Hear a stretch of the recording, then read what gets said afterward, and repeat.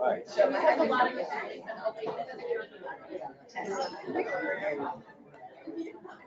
No, I should.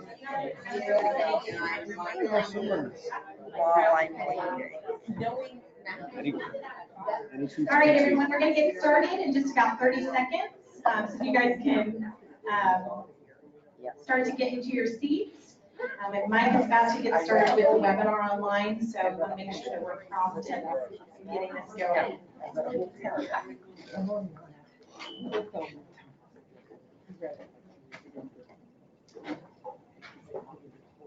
All right. Good morning, everyone. Thank you so much for joining us today for this first Mid-Atlantic Regional Community of Practice Training session. Thank you all that are attending here in person, but we actually also have over 100 people registered online to attend as well. So they're watching us from their locations in Pittsburgh, Hampton Roads area, all over the National Capital Region. So for those that are attending the webinar, please bear with us on any sound issues. We are using microphones so you can hear as much of the interaction that's happening as possible, but it is recommended to utilize headphones if you're able to for best sound quality.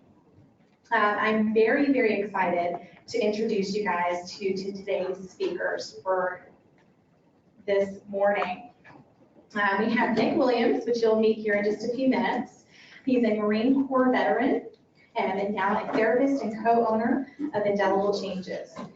He works to provide adolescent behavioral health, couples, and family therapy. He has a master's degree in mental health counseling. He's a licensed professional counselor and a national certified counselor. He provides several trauma-informed care workshops in Fairfax County, where he helps to provide training to supervisors and others on secondary trauma, compassion, fatigue, burnout, and more. And later on this morning, you'll also get introduced to Jennifer Grinnell, and she's just down here. And Jennifer is our Adult and Community Services Director at EveryMind. She's a licensed clinical professional counselor, and she has her master's degree in mental health counseling. She's extremely passionate about self-care and well-being, and will provide a great understanding of ways to help support yourself as you're working with veterans, whether it be a spouse, a caregiver, as a service provider, as a clinician, or even just as a friend. So I'm going to be kicking over the presentation to them shortly, but I do want to make a couple of quick announcements and updates before we begin. And bear with me, people that are online. A couple of these are just for the ones in the room. For the people in our room, the restrooms are back towards the entrance of this building, just on the left-hand side. So if you need to go to the restroom, feel free to help yourself. We also have, obviously, coffee, water, donuts, lots of food in the back of the room. Please help yourself and eat all of that so we don't have to take it home with us. All right. As you guys are aware, this is a continuing education event. So for CEU, they will be available for those that are attending, as well as those that are attending virtually online. So for those that are in person, please be sure that you've signed in, which most of you hopefully all did when you were getting checked in. And then you also need to sign out as you're leaving the event today. We will provide the certificate at the end of the training after you turn in your evaluation form. And for our virtual participants, we will be checking to see that you logged into the GoToWebinar software. We'll ask that you email me, Christy Kennedy, for your certificate. My email address will be provided at the end of the presentation. We'll also be sending you an evaluation form through a SurveyMonkey link following the presentation. So yeah, and with that, I kind of want to give you guys a little bit of an understanding of what we're here doing today. So as you guys may have seen, especially on the slide presentation, and many of you probably are familiar, we're with an organization called EveryMind. And so EveryMind's goal and mission is to strengthen communities and empower individuals to reach optimal mental wellness. We do that through a variety of different programs. We have various things that help with direct services, including a 24/7 hotline that has call, text, and chat support. We have homeless outreach, school-based mental health services, and much more. And one of our programs is Serving Together, which is our commitment to helping the veterans, military members, and their families in the National Capital Region.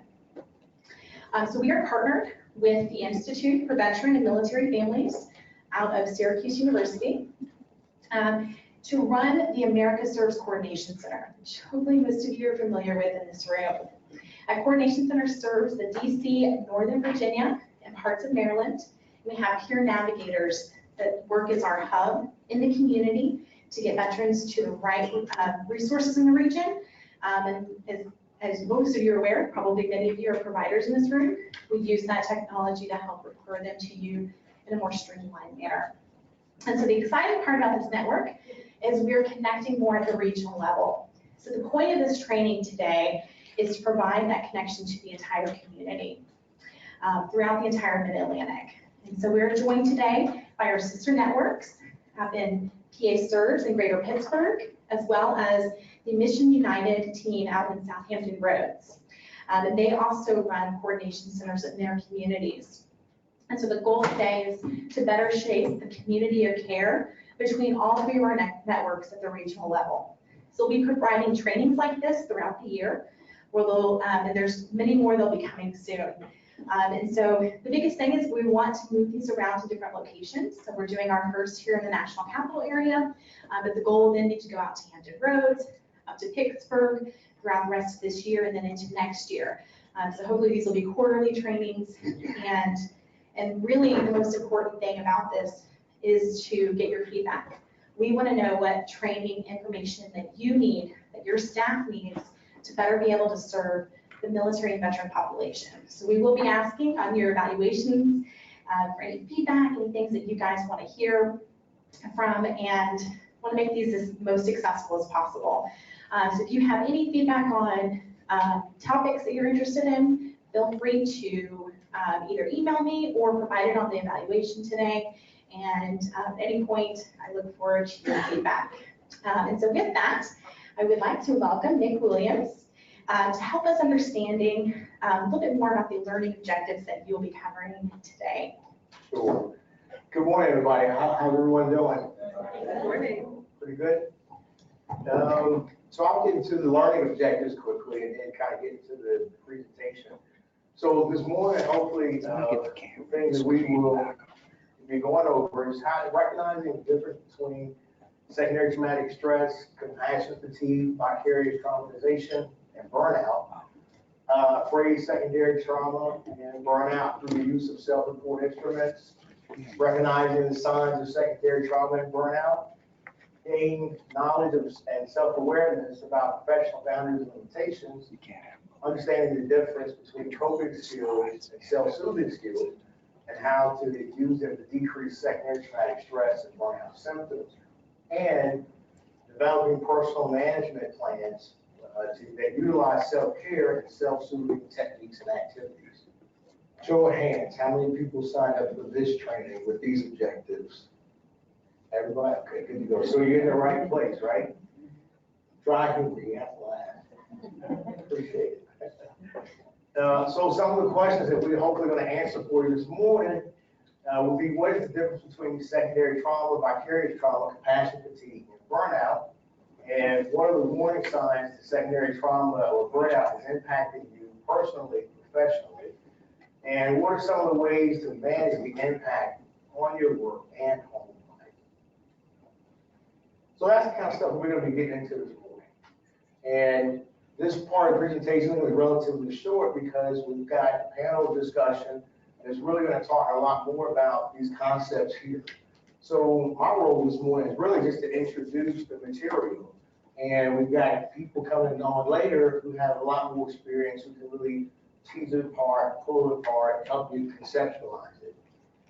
So before I talk a little bit more about these concepts, let me just ask for a show of hands. How many veterans are in the room? Thank you for your service.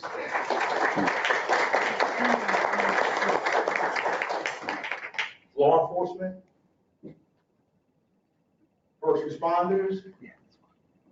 No? Health and human service professionals? Okay, thank you for your service as well. So my next question is, show of hands, how many people have been in this field for 5 years or less? Show of hands. 5 years or less? Okay. 10 years or less? Few people, 10 years or less.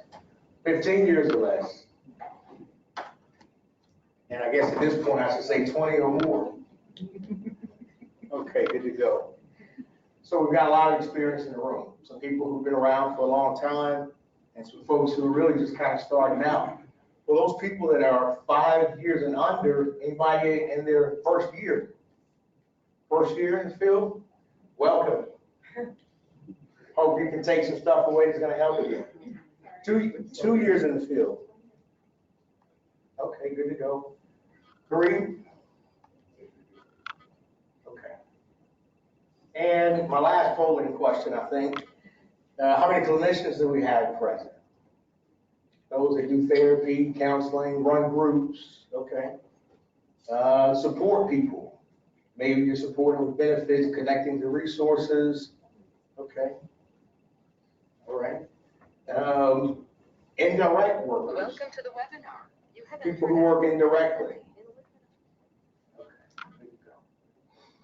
So, in the next 20 minutes or so, I really like to engage you all and elicit responses from you, because I think collectively, we've got a lot of information that we can spread to each other, especially for the folks who are a little newer to the field, and those who've been around for a long time. My hope is that you leave out of here sharpened, or maybe even learning something different. Make sense?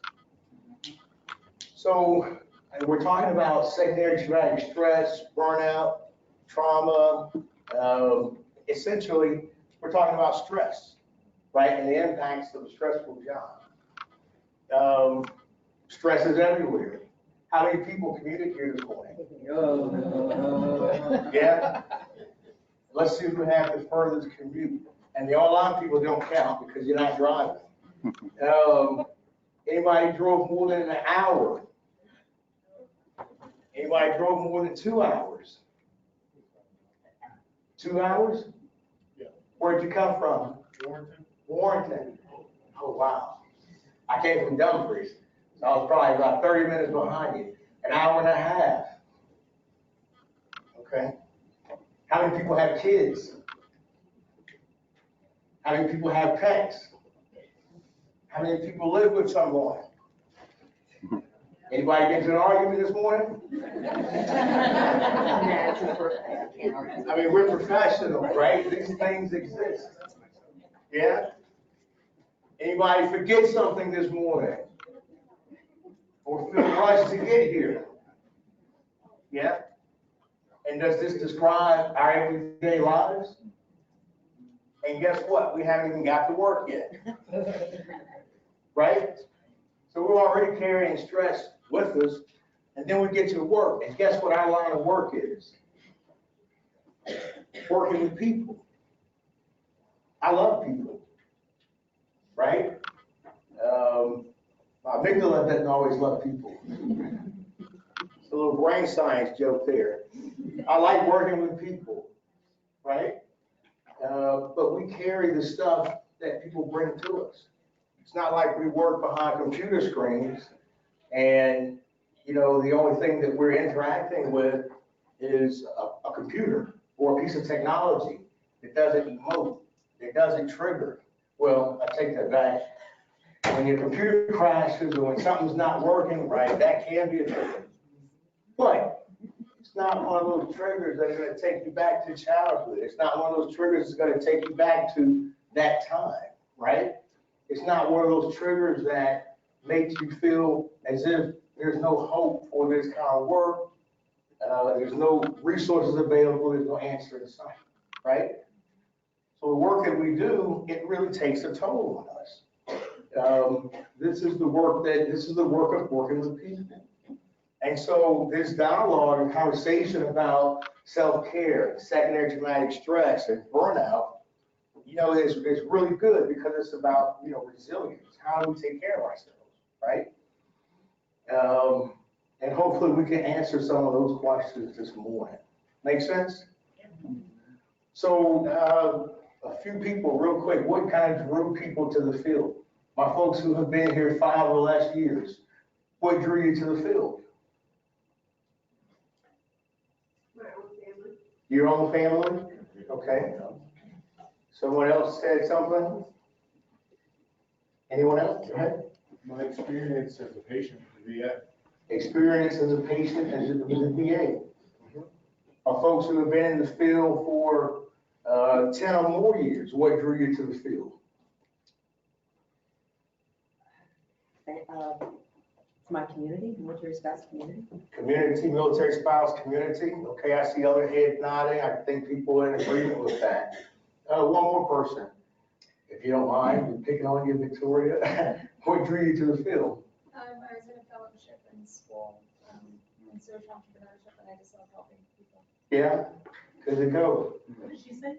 She was in a fellowship at school for social engineering. Social entrepreneurship and innovation. Oh, entrepreneurship and innovation. She wasn't playing with people's minds. She was actually trying to develop business, help people. Got it.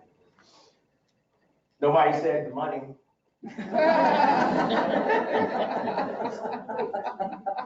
Yeah. But the reason we do this work is tied to our emotions, right? It's tied to our ability to be empathetic to other people and to, feel what they feel. And it's tied to a sense of purpose, a sense of wanting to give back. It's tied to our own personal stories. It's tied to our humanity, right? But yet, there's an impact, there's a cost of care that exists. What are some of my people who have been in this field for 20 years or more? Two responses. What are some of the biggest impacts that you've seen the field of helping have on the workforce or the helper? And you can call out answers, anyone. Helping people find challenging, fulfilling work, to me, is kind of my vision of world peace. Yeah. It should be a birthright. Everybody should be able to feel about their work the way I do. Yeah. So that's one of the biggest challenges is it's lack of resources. Not always resources that go around. It may be the motivation that clients have or don't have. Seeing people not being able to have their basic needs met. That's a challenge. One more challenge in the back. Finding relevance outside of their military career, however long that was. Helping the clients find relevance. Helping the clients find relevance. Yeah, transition is hard. When your identity is attached to something for so long, it's difficult. What about the impact on self and the impact on the workers that do the direct work? Long-term effects of that, anyone? Well, I'll give you a hint. Burnout, secondary traumatic stress, compassion fatigue, vicarious traumatization, all the things that we say we're going to be talking about this morning. Those are the impacts of those things, right?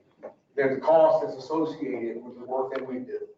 And what we'd like to do this morning is talk to you a little bit about, recognizing what that cost is, how to mitigate the impact of that cost, and some self-care strategies, and talking with some folks who've been in the field for a long time who can really share some great examples or stories or answer questions for you.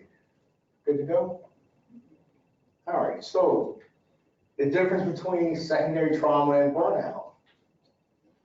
Who's familiar with these terms, secondary traumatic stress? How many people have heard this before? Okay. Compassion fatigue, vicarious traumatization. Everybody's hands should go up on this one. Burnout. Okay, good to go. How about cumulative stress? You've heard of that one before as well? Did I forget any of them? There's a lot of them floating around. All right, good to go. So we're talking primarily about secondary traumatic stress versus burnout, but we also want to pause and recognize, those other categories of stressors as well. Anybody would care to tell me a basic difference between the two?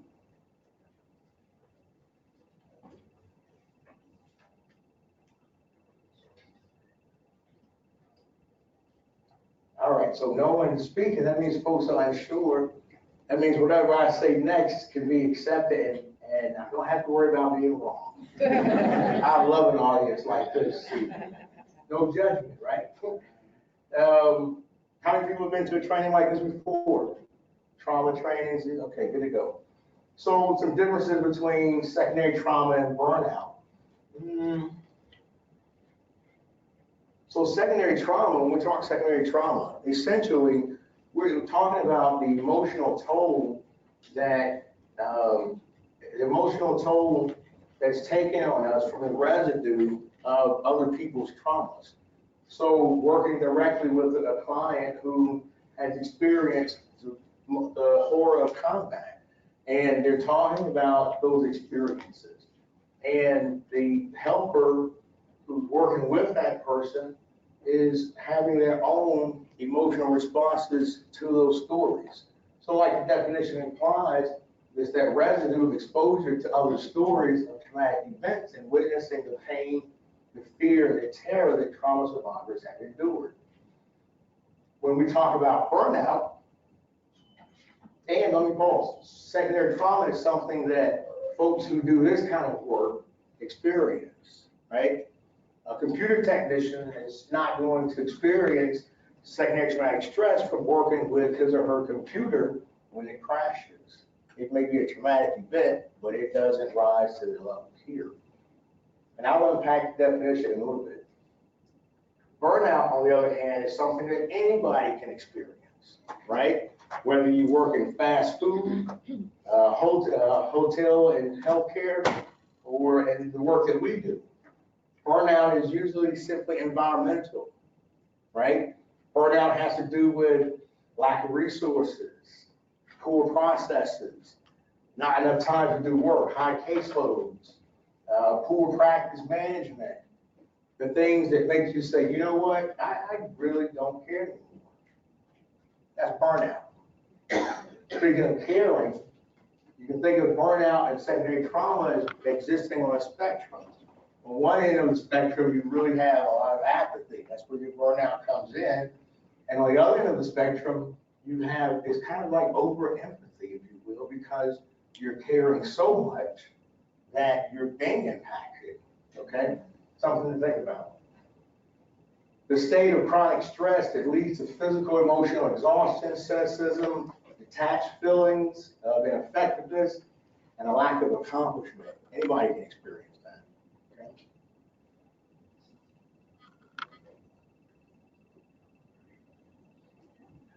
Burnout is an occupational phenomenon. The World Health Organization recently realized, hey, burnout is real. It's not imaginary.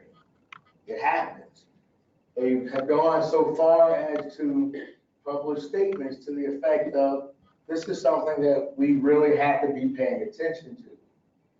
Feelings of energy depletion, exhaustion, increased mental distance from the job, feeling negative or cynicism related to the job, reduced professional efficacy.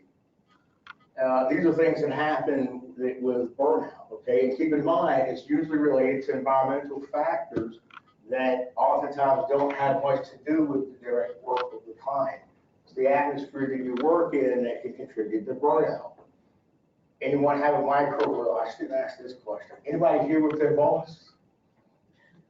Okay, yes? All right, so my disclaimer, don't raise your hand if you're gonna get in trouble. And if you're online and you are viewing the folks in the room, you know, feel free to ignore this question. How many people work for a micromanager? A couple people. You yourself, yeah. How many people work for a supervisor or manager who just doesn't trust you? Don't raise your hand. These are rhetorical questions. I'm not trying to get anyone in trouble. How many people feel like they go to work and nobody cares, or they go to work and they're trying to pass up feedback for how to make things better, but it's falling on deaf ears?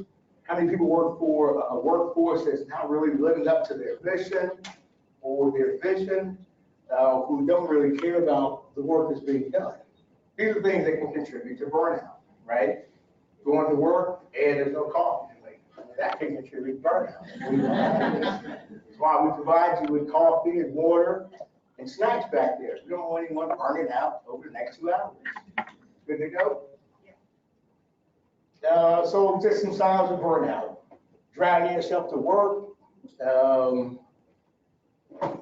using food and drugs, alcohol to feel better, or to simply not feel at all. And later on in the presentation, after the discussion, we're going to talk about what's the difference between coping and, help me out with the other term. Self-soothing. Self-soothing, thank you. What's the difference between coping and self-soothing? There's a difference. There's a difference. Headaches, muscle pain, other physical complaints, sleep habits have changed, your physiological processes are changing. Okay, these are signs of burnout. Secondary trauma. And in the later presentation, it'll get a lot more into some of the psychological and emotional and relational factors related to secondary trauma. But here, we're just pausing a little bit to highlight some of the behavioral symptoms and a few others as well. Everybody tracking? So this is some things that to be aware of that should alert you, hey, maybe I am feeling the effects of secondary traumatic stress from the work that I'm doing, okay? Frequent job changes, tardiness, anger, irritability, constant feelings of exhaustion, irresponsibility resulting in errors, judgment, mistakes, isolation or avoiding being alone. These are some of the behavioral signs that can be red flags for, okay, maybe is this a secondary traumatic stress that I'm dealing with, okay? Interpersonal signs of trauma, conflict with people, loss of interest, decreased confidence, questioning one's needs and beliefs, questioning those reasons we came into the field. I want to help people, but do people want to help themselves, right? Or I want to help people, but I just don't have the ability to deal with this thing that's right in front of me. Anybody who subscribes to Counseling Today, one of their featured articles for the month of July, I believe, was that very topic, feelings as if I cannot help, right? It happens, it's real. There's an impact on the job, low motivation, decreased quality, lack of flexibility. So just ways for managing. If your managers and supervisors, it's important to create an atmosphere where people can come and discuss what's going on, right? There's something called relational-based supervision or reflective supervision.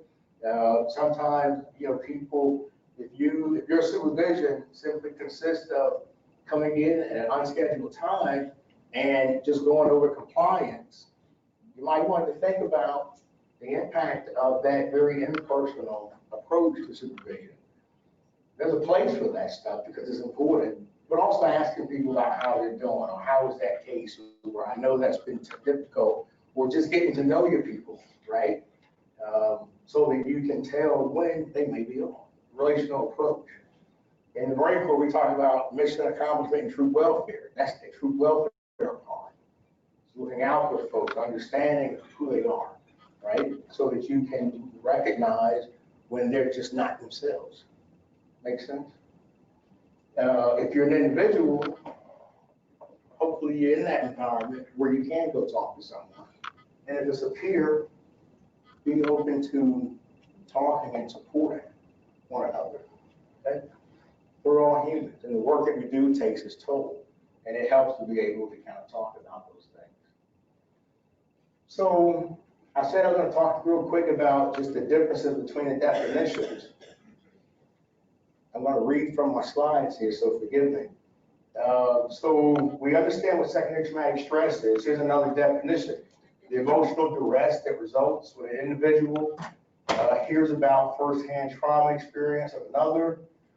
Symptoms can mimic post-traumatic stress disorder. Individuals may find themselves re-experiencing the trauma or notice an increase in arousal and avoidance in response to other people's traumas. Secondary traumatic stress can develop after one encounter, or it can develop after several encounters. Okay. Compassion fatigue is it's a way of, compassion fatigue is just the cost that goes along with caring about the work that we do, right? Being empathetic, wanting to help people out, the stress that can come along with that. Vicarious traumatization, it focuses less on the trauma symptoms, more on covert cognitive changes that occur following a cumulative exposure. It occurs because the person cares and empathizes. It's a process that unfolds over time. And then the cumulative stress, for those who have heard of that, it's kind of what the term implies. It's just the impact of the accumulation of stressors. So bad traffic, too many days in a row, too many arguments, or as it relates to our work, it's just the toll that it can take one session after another, 1 year after another. You know, that it's just it's cumulative. Does that make sense? Getting a little warm in here. So setting limits and boundaries are important, and we'll definitely talk a lot about this more in the panel and the self-care piece. But remember, stay within the scope of what you are competent in. I'm not going to talk to my clients about which medication they should be on and what their dosage should be. It's not my competency. I would be wrong for doing that. I'm not a psychiatrist, right? Setting and keeping office hours. My wife tells me, it's funny, when I was working in the government sector, she accused me of having poor boundaries. She said, you work all the time, managing a group home. You care too much about those guys. Or you're at work and you're infringing upon date night. Date night is Thursday nights, but we changed it to Tuesday nights, so I don't see anybody after 4 o'clock on Tuesdays. Happy, oh, what is it, happy? No, there's a better one. I'm an equal opportunist, people. Happy spouse, happy house. Think about that, right? But yeah, in my house, it's happy wife, happy life. Anyway, and so I stopped because so I can commit time to my own business, right? And over the past 7 months, she works late all the time. I'm starting to think, well, let me not say more. But her caseloads are increasing at work, right? As change is happening in that atmosphere, it's putting more demands on people. So now she's at work more. But for her, it's not for boundaries. For me, I know I'm guilty of that before. But those boundaries are good because it's like, okay, this is work life here, and there has to be that transition to, okay, this is my off time. When I'm off work, I like to read, landscape, home improvement, go to the movies. That's what I do. I hope I can say this. This is, you guys can tell me at the end of this if this is coping or if it's self-care. I like cigars and journaling at the same time. So, you know, I'm an introvert. That's what we do. I think it's self-care. Maybe not, though. I tell myself that, but I know it's not. It's self-care. Thank you. Knowing what the triggers are, right? If you know that certain clients will get that response out of you that you don't like as much as possible, maybe you ask someone else work with that person. Or if you're working with them and you don't have a choice, maybe you just prepare yourself emotionally. Okay, I know that this is going to happen. I know that this is what my response is going to be. And so what's my game plan for how to shield myself against the reactions that are going to happen? And we'll talk about that later.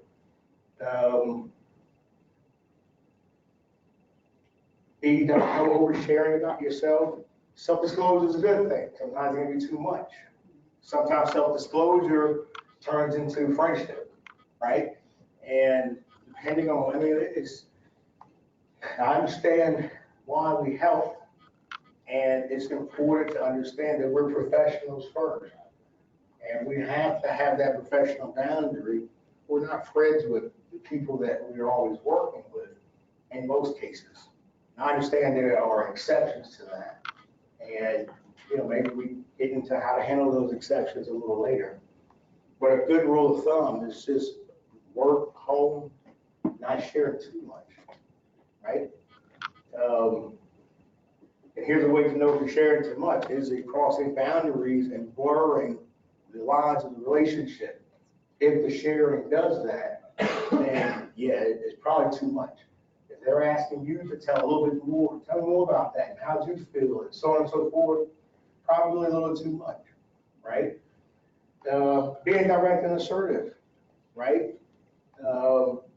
This is what I can do, this is what I can't do, my boundaries.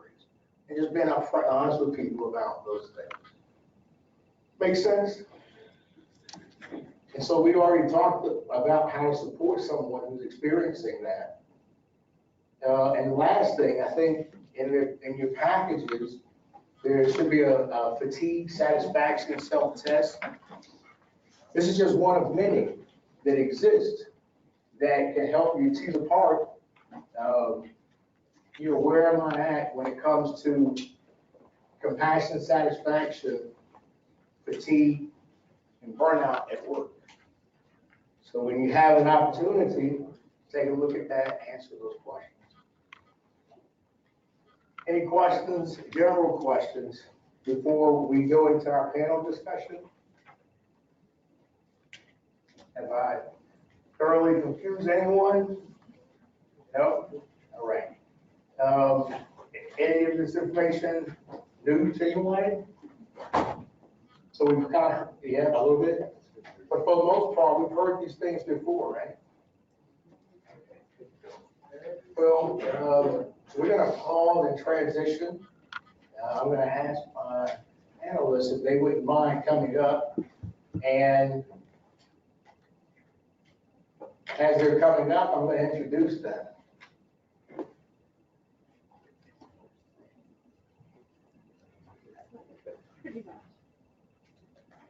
Dr. Steve Zappala,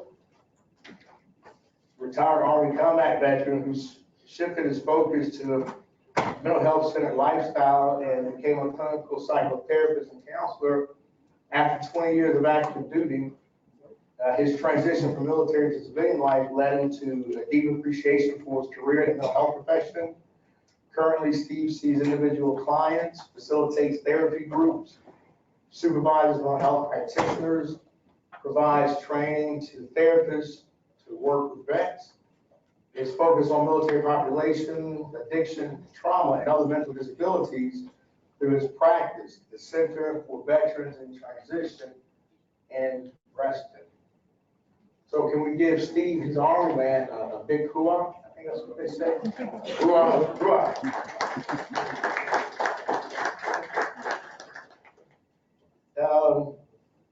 Charlie Brown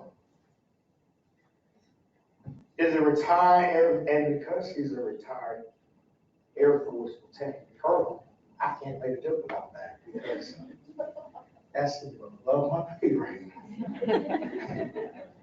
A retired Air Force Lieutenant Colonel with 20 plus years of active duty service. Charlie Brown is a licensed clinical professional counselor in the state of Maryland. She's a national certified counselor with extensive experience in working with adolescents and children, as well as in group therapy and facilitation. She now enjoys her time as a volunteer for the Red Cross and is both an instructor and a facilitator for the Reconnections program. So in the Army, in the Air Force, what do they say? Anyone know? What do they say? Oh, okay. What was that other response? Say again? Air power? So can we give an air power to the colonel? Air power. All right. A bit of dry humor. I told you I'm an introvert, and sometimes it just doesn't work.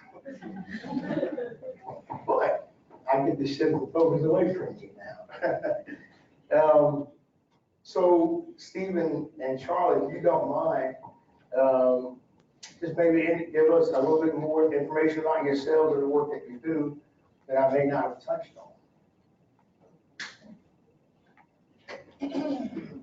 Hello, everybody. My name is Steve Zapala, and we also have the video here too, right? We're going, who's out there? A lot of people A lot from of people. Pittsburgh, Hampton Hey, Roads. Pittsburgh, Hampton Roads, and I guess, did you say that before? I'm not sure if they said who's out there, but I just want to recognize that there's other people here as well, so that I can get more nervous about it. So thank you for the introduction. Just the 10-second soundbite really is, I felt like when I got out about the service of active duty over 20 plus years, I felt like if I can't beat them, join them. That's what I wanted. I wanted to know what they were doing to me. So it was really an exploration of learning more about myself at first. And then 15 years later, here I am. So just in terms of background a little bit, that's it. It is getting out, feeling like I needed to know more about what was happening and what was going on. And as I learn more about myself and I learn more about this business of psychology and counseling, I come to find out that I wanted to give back and help. So I've just been giving back and helping. It took me to work at a couple of organizations around town and agencies, and then ended up in a private practice out in Reston, Virginia, where I see individuals, not just veterans, but mainly veterans, and work with individuals, groups, couples, and all sorts of stuff that our business entails. So, thank you. I'm Charlie Brown, and what's not in that short bio is that I spent 6 years in command in the Air Force, which is a long time, and 4 years in command on a nuclear certified flying wing. So the stress levels for the troops pretty high. What turned out to be worse for the 2 years in recruiting command, recruiters have the highest suicide rate for the Air Force. So I came to understand sort of the stressors to some degree that military life puts on people as a military member, as a military spouse, as a military mom. And so I knew I wanted to do something in counseling, and I started out as a school counselor as well. So a lot of time with kids, and then moved into doing clinical work. And now I work the Reconnections program for the Red Cross, because it does what I'd hoped, which is to help build resilience in the military community and the veteran community. So that was, it spoke to me as something I wanted to have for my troops when I was a commander, but we didn't have it. That came into being after I had retired. So I'm honored to be part of that program and be able to give that to our troops and their families and the kids. We have workshops for the kids as well. Thank you for those introductions. And I guess the first question I'll ask, it really kind of ties into what you just talked about. And obviously, we're talking about secondary traumatic stress, burnout, working with the veteran population. And we know that, trauma is general as well. What makes veteran trauma so different from other traumas with other populations? Great question. Really, really good. So what makes veterans, different? And I ask myself that question all the time, as not just seeing veterans, but, being one myself. And I'm constantly looking, well, what speaks to me differently than it would maybe somebody else? And I think the answer I keep coming up with is this harm business, in the military. We are in that business of harm, whether we're committing it, watching it, and having secondary trauma over it, or planning it logistically, administratively. Anyone that comes into basic training immediately is pretty much traumatized based on what they are asked to do, whether they're administrative or not. So the veteran population, I believe, there's others that often can other professions, I'm sure that experience that harm, but just in general, like probably no other profession, I would imagine, in large scale, offers that opportunity to be traumatized as we are. And in that regard, we're often different in the sense of how strong veterans have to bury that fear, right? A lot of people, we learned to bury fear. And I entered the Army because it was safer than growing up on my block back in Brooklyn, New York. It was an easier, softer way. But essentially, maybe people are predispositioned before they get into the military, but most veterans are really, really good at burying fear. We all are to some degree, but we have to bury fear. If I feel fear, I'm a battalion commander, and Sergeant Major comes up to me and says, "Hey, Private so-and-so is afraid," get rid of them. I don't need anybody that's afraid. So just in general, just kind of throw that out there for now. And I'm sure there's some other factors too, but the time that we have. Brian, how's that sound? Is that right? You, as a military person, as he said, you can't allow yourself to feel fear. And that's particularly true in the leadership position. You really have to present this front of fearlessness, or your troops will not follow you. Okay? And they won't take your command. So it's very important, and there's no place to go with it. I found as a commander, when things impacted me or impacted my husband, who was also a commander, there was nowhere to go. If you went to mental health, that was pretty much I'm ready to give up my command. So you couldn't do that. You simply couldn't do that. So that made it extra difficult. And then as a woman, you're under additional scrutiny, particularly at that time. So that made it more fun. And then as a joint spouse couple, they were looking also for that. So you just kind of keep adding to the pile of things, and that makes it difficult. I don't think you have quite those kinds of issues in the civilian world. Didn't seem to matter when both of us went into the school system. No one said, "Oh, you can't both be in the school system." Okay? Yeah. All right? And they said, actually, that's good, you can support each other. But that wasn't true in the military. Okay? So it has a different feel to it. Just to build on just the stigma part, I really appreciate you saying that, because that stigma is so strong. And again, you can generalize this to other populations and other people, but in general, that veteran population is just going to try to do it themselves. Just the fact that they make it to our office is amazing.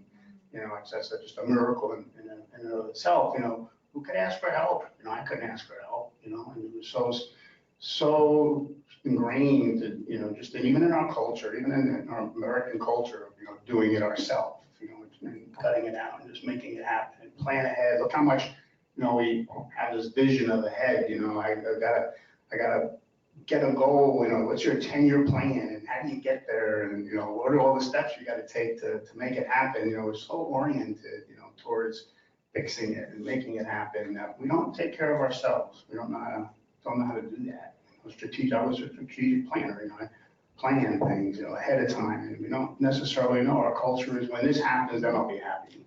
When that happens, then I'll be happy. How do you be happy now? How do you know how to be happy now? So it's kind of a cultural thing, but for veterans, it's a way of life. We're always kind of living in the past or living in the future, and really not knowing how to do it right now. Thank you, appreciate that. So some of the things that makes veteran trauma different is kind of that moral aspect of it, the moral injury that occurs. It's the denial of self and feelings, it's the forced compartmentalization of those things that we're dealing with. And you're right, it's what you're asked to do by default. Everybody understand that? Any questions about any of those things that made veteran traumas different? In the back? I don't have to understand, I'm just working with veterans, and as a veteran also, it's important to remember that veterans have a sense of nobody understands me. So even with my veteran friends, let's compare my federal law enforcement friends, there's such a huge difference, even though the traumas could be the same, the type of duty could be the same, the work schedule could be the same. With my veteran population, they just feel nobody understands me, nobody gets it. They don't want to get it. And if I do share my life, they're going to be scared and think there's something wrong with me. So I'm just not going to worry about it. Right. Right. And I think that's also important to understand, because society has, since, well, obviously the Vietnam era, you have our older veterans who are so used to closed in and not wanting to get help and not wanting to understand traumatic events and allow someone in, where I think more now it's, they want to, but it's still that resilience, that hesitation. Right. So the comments you were relating to, working with veterans who just simply feel like people don't understand, and if I talk about it, then there's this kind of stigma that's kind of associated with it. Can you all speak to that stigma associated with getting help and how to talk about trauma with veterans without traumatizing them or making them not come back for the second session?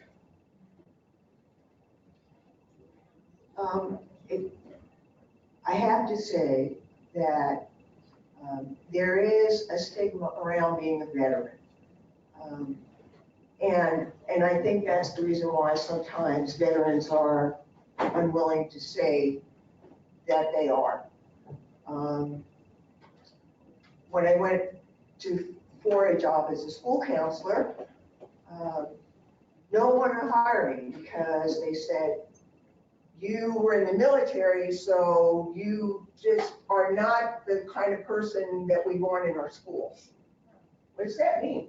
I mean, so that was kind of interesting. And my boss hired me because her husband, who had worked in civil service, said, you have the opportunity to hire an Air Force officer and you haven't done it yet? What's wrong with you? So she gave me a chance and said it was the best hire that she'd never wanted to make. And so that was, once I'd established my reputation, it was fine, but it was kind of interesting. So I understand that concern.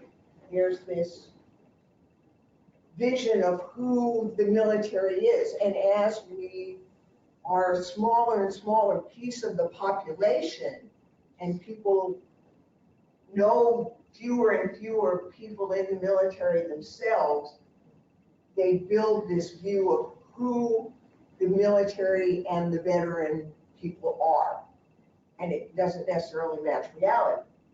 So that's a problem already.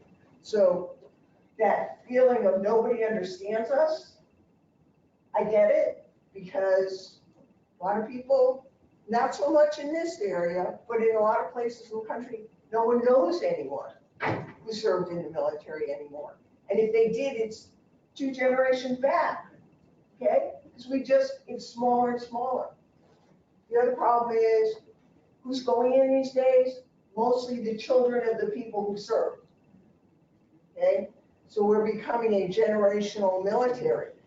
And again, that causes problems as we don't draw from the general population, okay? So I realize I'm a little off topic probably, but that's kind of part of the reason that we have this disconnect.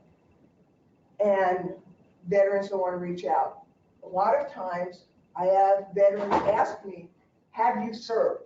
Or do you have someone in your family who served, as a connector, because they're looking for somebody who understands the speak, okay? There is military speak. Every service speaks their own lingo, but we kind of have a general understanding of each other. So there is some of that. And then there's that sense of, as a military person, you never admit to weakness, because as soon as you do, you're not deployable. And these days, if you're not deployable, they're going to put you out. So you get in this habit after all these years of saying, if everything's fine, okay? everything's fine, so you don't want to admit to weakness. I think, thank you. There's a stigma that Charlie's talking about, and I think the question came from a little bit too about the stigma that other people have, businesses or EAPs or HR departments or people that don't know what PTSD is or afraid of PTSD or any diagnosis. There's that stigma. And then, there's the stigma of the veteran himself too. And I'll just kind of comment on that for a second. Coming into the office, and I'm not sure this exactly touches on what was asked, but how to, as a clinician or as a helper, how to help the veteran feel more comfortable, whether you're a veteran yourself or not. I would just say, based on my experience working with veterans, that I have found that just being able to help someone and feel more safe, just more comfortable, even you want to get into a couple of, maybe techniques or ways to help somebody with a stigma to ask for help to come in as far as safety goes. It's just, right off the bat, when someone comes into my building, I show them around. I show them where everything is. Show them where the bathroom is. I take a little tour. And we walk around, make sure everyone feels like they have an understanding how to get out. They need to get out. Who's in the building? Who's around? A physical sense of safety. People don't often think of that. I make sure that we do that, and it seems to help. Just be able to, as a clinician or a helper too. I think what's important with the veteran population, we're very used to understanding things, and the education part of it. And I know a lot of times there might be a tendency to want to go too deep, too fast sometimes, and just being able to, back up and really offer more information, as clinicians too. I know I don't want to go underneath, I want to get to the root of the fear here really fast, but I got to remind myself, hey, well, hold on here, understanding this is going to be maybe a little more important because there's a reason we're not feeling that fear. So I don't want to necessarily expose that so fast, so how can I help show a model? How can I help show a framework or something that in terms of stigma, that kind of backs it out a little bit because they're asking for help, but they're not really having to go, for themselves yet, just kind of hearing it from an education kind of standpoint. So I'll just kind of leave it there. Maybe later we can talk a little bit more about techniques for things that you might be able to do to help. So as Charlie was saying, definitely understanding the culture, understanding where that person's coming from, understanding their journey from entering the military, exiting the military, and to your office. Understanding that. And when they get there, validating them, like Steve was talking about, making them to feel comfortable, not rushing things, understanding that it's a process, but definitely validating, and psychoeducation you mentioned as well. So those are some really good ideas or suggestions for how you work with the veterans directly. Before I ask the next question, I just want to ask the audience if they just have another question. Anyone had comments on that or questions? Over here. I have a little bit off topic of a question, something that you had mentioned earlier, Steve. You mentioned predispositions prior to entering the military. I wanted to ask each of you, how often are you guys seeing clients who have some type of predisposition that it seems to be a trend lately for the families I serve that I'm just curious to see what you think. Yeah, thank you. It's really a big topic for me nowadays. I'm thinking, not many people join the military that don't know what they're getting into.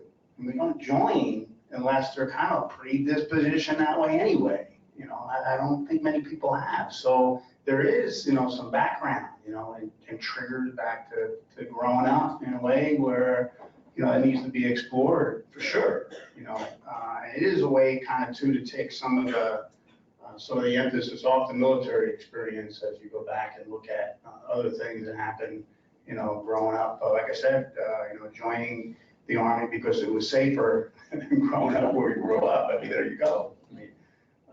So yes, I think that's a big area to look at. I think we take for granted sometimes or don't look at it. And, quite frankly, a lot of the triggers are coming from that time period anyway. Yeah, thanks.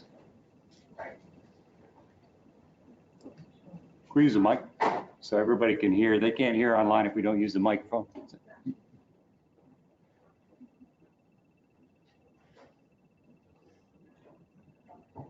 So being an organization that deals with dual diagnosis, both major mental health disorders and co-occurring substance abuse, and with the consumers that we serve who have both diagnoses, we find it very difficult to use the traditional models for dual diagnosis with them. And I was wondering if in your practices, is there a military specific way to address both? Well, the question has to do with practice models and the population. Well, we found that some of the things that we do with the consumers we serve who have not been in the military do not work with the consumers that we serve who have been in the military, especially when it comes to substance abuse. A lot of times that has been, I don't want to say encouraged, but that has been the go-to method of coping with the extreme amounts of stress that they were under. So now to be in treatment for both the mental health disorders as well as the co-occurring substance abuse disorders, it is very difficult to get buy-in for substance abuse. And I was wondering if that is seen in other people's practices, is there a specific way of addressing it that maybe our organization hasn't pinpointed yet? Because we really want to assist, but we also want to be very, mindful of the unique experiences. Right. So you're talking about best practices for the direct work. Now you add another question to your question. So her question is really about the best practice models for working with the population. But as it relates to burnout and secondary traumatic stress, because if you're in an environment where you know there's a better way or there has to be a better way and it's not being done, that can contribute to burnout as well. Yeah, I see the heads nodding over there. Which organization is it? We're at Cornerstone Montgomery. Cornerstone. Steve will give you guys a call. I have the outgoing up there. But the question that I'll add, as it kind of relates back to the topic as well, is, how do you ethically, when you can't choose your clients, or ethically, when the environment is not conducive to wellness for the client or for self, well, how do you handle that? Good, Adam? Absolutely. Thank you. How do you deal with those in the work environments? So two kind of themes here with the dual diagnosis and ethical, and kind of related here. I'd just like to say on the dual diagnosis part, for those of you who work with substance abuse, addictions, we know that, when we take the substance away, we start feeling better. We start feeling pain better. We start feeling depression better. We start feeling anxiety better.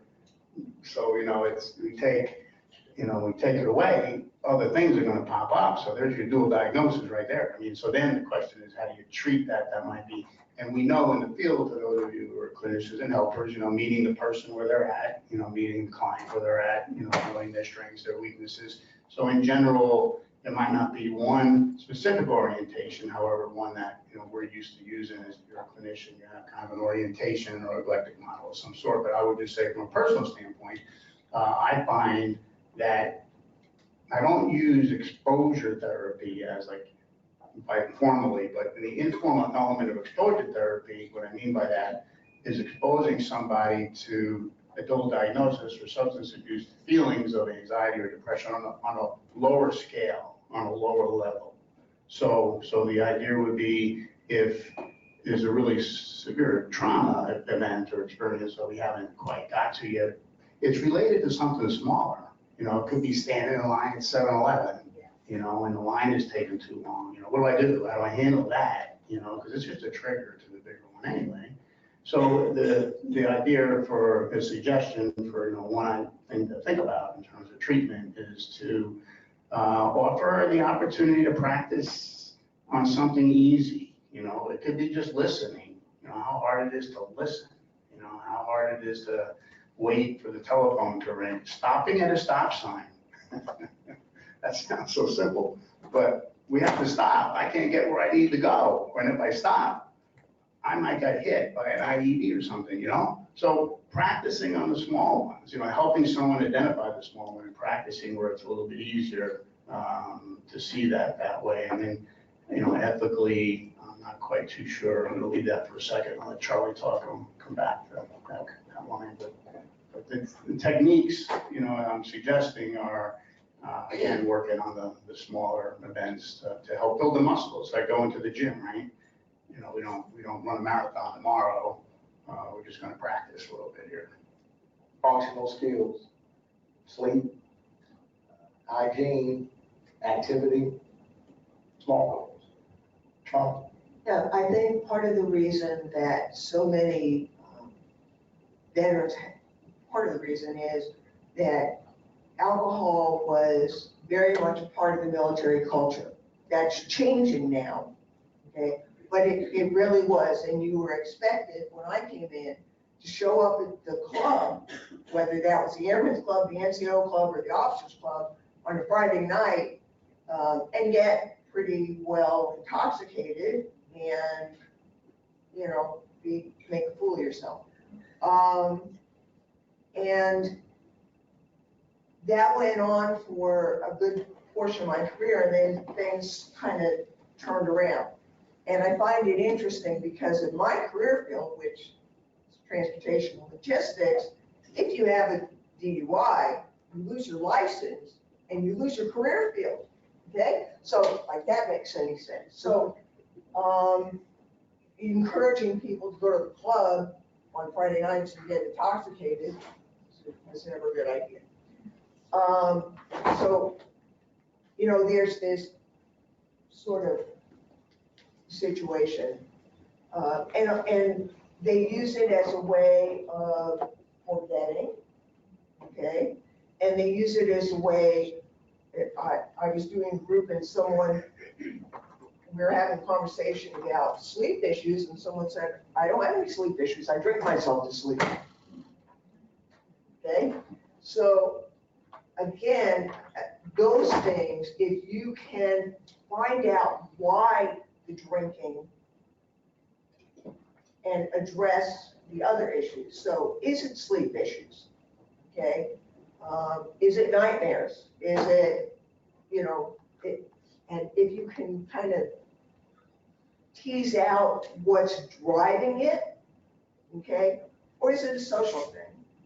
And for some people, that's the only way they can be social, okay? So try to tease out what's behind it, and then maybe you can get them to start to let go of it. But until you know what's driving it, it's really hard. Right, thanks for that. I know for our team, because we are a third community-based treatment team, when we do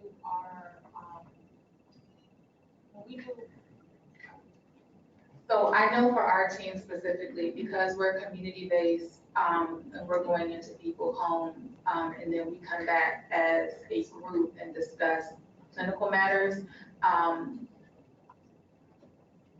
The veteran population, I think we've all come to the conclusion that we don't feel fully prepared when we go in, and that on our team specifically caused a lot of burnout. Right. Where clinicians were coming in and out and in and out and in and out, and we finally said, you know, we've got to find a different approach, because it's not helpful to have so many new people kind of cycling in and out, and also for, you know, the sake of team dynamics, and not have as many of our employees just kind of like, I'm done.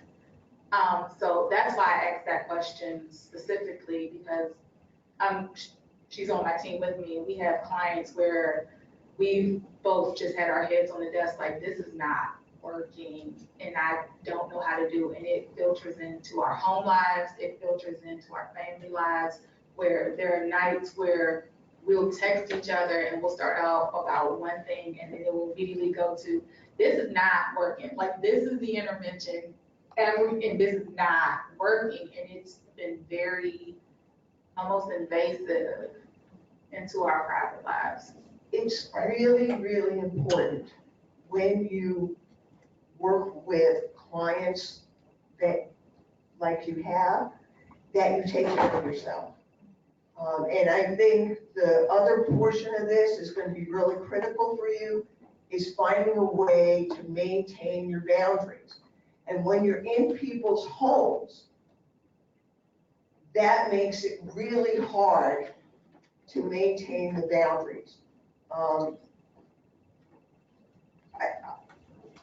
The difference between school counselors and school social workers, I saw it there, okay? Because as a school counselor, I saw kids or adults in my office or somewhere in the school building. The school social workers went into homes, okay? And they had way more trouble than we had. We had our share of it, but it was worse for them, okay? So I think part of it is that home therapy piece makes it particularly difficult. And you have to find a way to set your boundaries up before you walk through the door, okay? And one of the techniques that I use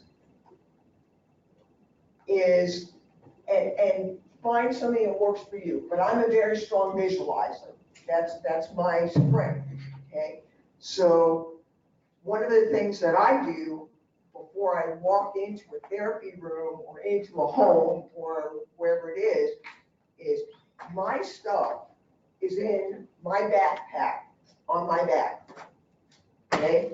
Whatever I'm bringing, because I have my own traumas, I have my own issues, and I park it at the door, on the outside of the door. I mentally visualize myself taking it off and putting it down. And I do it for two reasons. The first is I don't want to bring my stuff in to my clients, okay? Because then I'm not helpful. The second reason is I don't want to pick their stuff up and bring it out with me, okay? So I'm not allowed to pick up anything in my hands. Anything I pick up has to go in my backpack, but my backpack's outside the door, okay? So when I walk back outside the door, I have nothing in my hands. I have to stop right there at the door, that's my boundary line, and put it down. And I know that sounds funny, but for me it works. So, looking at it from and the other angle on that is looking for it, what works for the client, the technique to pick, other than taking care of ourselves. We can't give away what we don't have. And we're gonna get a good talk on that here in a little bit. Is how to help the client. Well, that's kind of the nature of our business is, kind of find out what's going to work, for a client. And not everyone's the same. We can try one thing, but if we keep forcing that one thing, well, it's not going to work. So one way that I've found successful at some level is just to ask, even if you're not a veteran, ask. We know about that in multicultural counseling 101. If I don't know anything about Muslims, I'm going to ask, what do you do for your practices? If I don't know a veteran, what is a veteran? What do you do? Ask a bunch of questions. Something will come out. You'll find, what do you like? What's your strengths? Which things that aren't so good about, and then something might pop up out of that. But it takes a lot of, stepping into their world a little bit and listening. Thank you. So with those limits and boundaries, you all are talking a lot about really knowing yourself and knowing what you're stepping into. Let me ask you though, how have you developed that self-awareness to know when a boundary needs to go up, to know when to protect yourself? How you develop the awareness to know when you're not your best or when this is not an area that I should be going into? Can you speak to that a little bit? Developing that self-awareness. to prevent some of that secondary traumatic stress or some of that burnout. You talk self-awareness for ourselves. For clinicians and helpers. Yeah. Our own self-awareness. So one, first thing we have to know what that means for ourselves. What is self-awareness? I can't answer the question until I know what it is. And that's not an easy question. I mean, I'm not sure. Let me just ask. Who knows what self-awareness is? Probably would be a lot of people not going to raise their hand so that means nobody knows. They do know. I know what self-awareness is. I'm not saying I'm good at it, but do you know what it is for yourself? I mean, you might not even know what it is. How could you have it if you don't know what it is? So you got to go find what it is first. That's step one. My treatment goal for all my clients, the first goal is the same one. Everyone's got the same treatment goal. The first one is attend treatment. Can't help them if they don't get there. So, we got to know what this stuff means to ourselves. Well, this is about ourselves, it's self-awareness. One technique that I use, it's a little deviated though too, is in a informed consent, non-disclosure. When I first talk to a client, or if you're a helper, if it's not that formalized, setting up some of the ground rules at first. What we do if we hit these situations, what we do if I get countertransference, beforehand, I might say to a client, hey, I'm a human too. I'm going to be involved in this intricate, kind of delicate, pretty intimate relationship here, and I might get triggered, not as a veteran, just as a human being, So, hey, there might be a time where I might need to stand up, and I might need to, whatever our technique is, might need to do. So my suggestion, with my comment really is about not being afraid ourselves to kind of put ourselves in there too. Not that the client's no one's got to take care of us. We're taking care of ourselves. We're there for the client, but not to be afraid to address that too. If nothing else, it might really improve the relationship actually. But to know so the comment really is ahead of time. The self-awareness is then, the technique would be to, like a fire drill, be prepared ahead of time so that you know what you might do if the situation comes up. Right. And just thinking about that parallel process, client and therapist / helper, and just client or helper therapist supervisor. One of the things that I kind of took from what you were saying too is if you have supervision, you can make use of that as an opportunity, as a space to grow, seek feedback from the supervisor. Hopefully you have a supervisor that can offer you good feedback to say, hey, you aren't yourself, tell me a little bit more about what was going on. Anything to add to that, Charlie?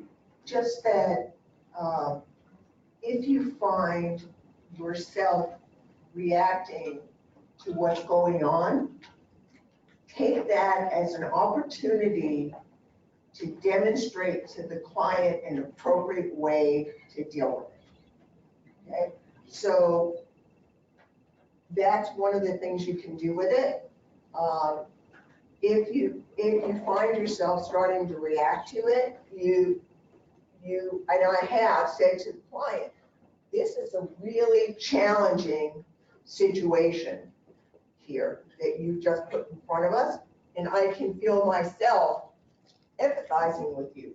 Let's stop for a minute and breathe together, okay?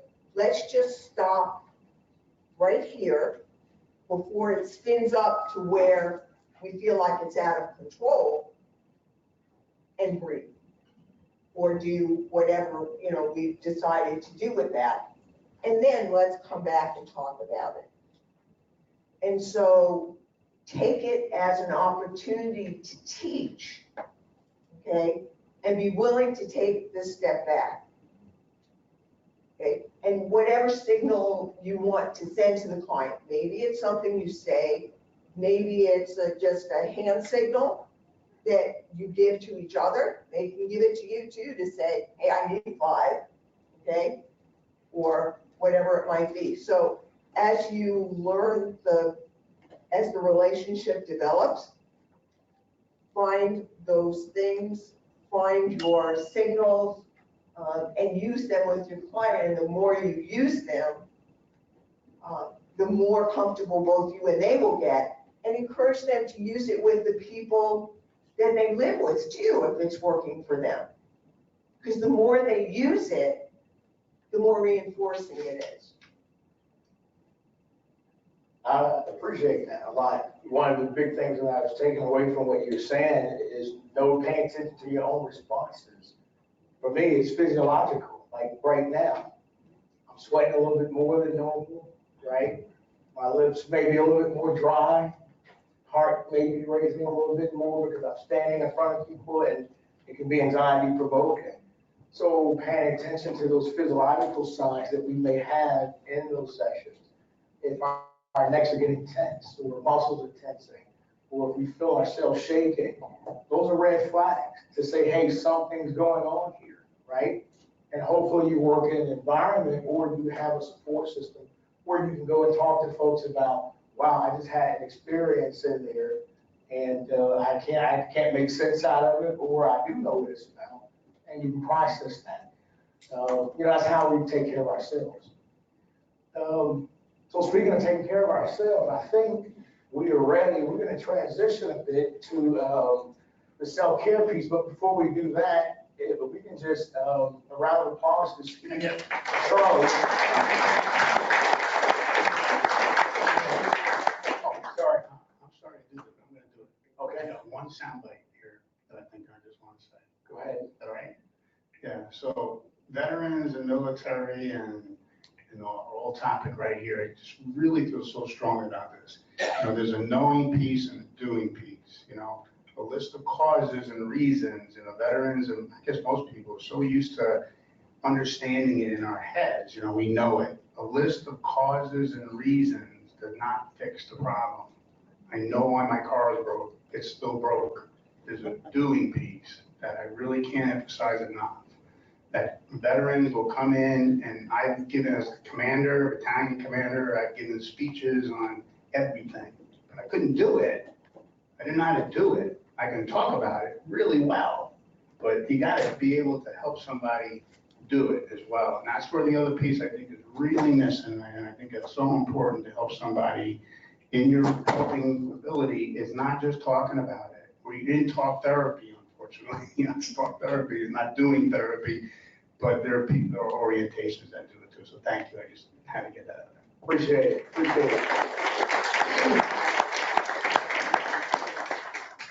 All right. So any social workers in the room? Yeah. So you all may appreciate this one. I think they tell every social worker this in Social Work 101. When the plane is going down, you got to put your air mask on first before you can help somebody else. And I think that's what Steve was just saying. Self first, then I have to give to others. So with that, I'm going to go ahead and turn it over, and we're going to go into self-care.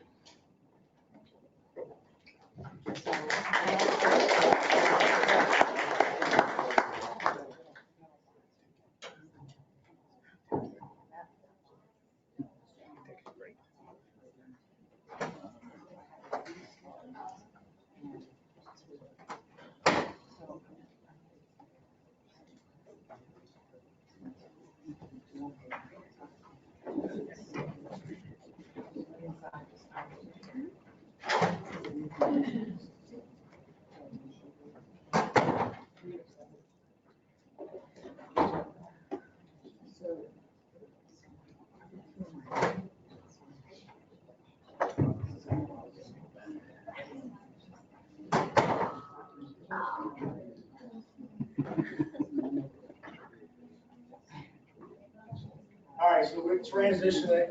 I don't have the microphone, so I got to project now. So I'm gonna go in Sergeant Williams mode a bit. Oh, I do have a microphone. So here's an introduction to self-care and everything that we're really gonna spend time talking about over the next 35 minutes or so. Some people may have heard this before, but it's a story that I really like that kind of sets the tone. Oh, sorry. All right, so there's a story that goes like this. There's a professor who a professor of college students, and is, close to graduation. And, these are undergraduate students who are gonna go out there and change the world. And this professor, being the caring professor that he is, he thinks to himself, what is it that I can leave the students that will kind of go with them forever? Like most professors, a bit of narcissism attached, so he wanted them to remember him for life. So one day, he comes into the room, and the students are watching him because they're waiting to see what he's gonna do. And he walks into a table much like this one, and without saying a word, he reaches down, and he pulls out a jar and he sits it down. And everyone's watching him, like, okay, what's going on here? And he produces a bag of rocks, and he pours the rocks into the glass. And he says to the students, is the jar full? And what do you think their response was? Yes. Okay. So without saying anything, he bends over, he produces a bag of pebbles. He opens the bag of pebbles, he pours them into the jar, and they fill the space between the glass and the rocks. And he looks up and he says, is the jar full now? And what do you think the student said? Yes. Yes? Okay. So without saying anything, the professor reaches down and he produces a bag of sand, and he pours the sand into the jar, effectively filling all of the space between the glass, the pebbles, and the rocks. And then he pulls out 2 drinks and he pours them into the glass. And he says, is the jar full now? And what do you think they say? Absolutely. It was. There's nothing else to produce. But the professor said to them, this jar does represent our life. And as new professionals, undergraduate students, he wanted them to understand, work-life balance.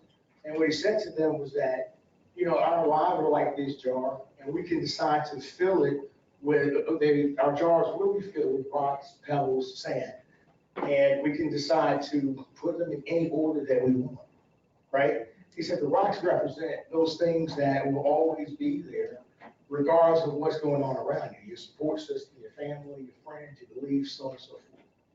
And he said that the pebbles represent the other things that we give a lot of attention to sometimes that don't really deserve it, but they're important, but we can live without. Such as checking an email at work, 12 o'clock at night when it's not an emergency, right? I've never heard a person on their dying bed say, I really wish I had 1 more hour to spend at work. Has anyone in here? Right. And then the sand, it just represents everything else. It's all the rest is just sand. And so he encouraged them to pay attention to the order of the things that they put to each jar, to prioritize. You have a jar full of sand, 1 rock, and a jar full of pebbles. And the students, they were thankful for the message they gave. And so that's kind of self-care in a nutshell. There you go. Anybody want to know about the drinks code? So one of the students said, but professor, what about the drinks? And the professor said, oh, I almost forgot. No matter how full life is, there's always time for drinks with friends. Responsible. Thank you. Good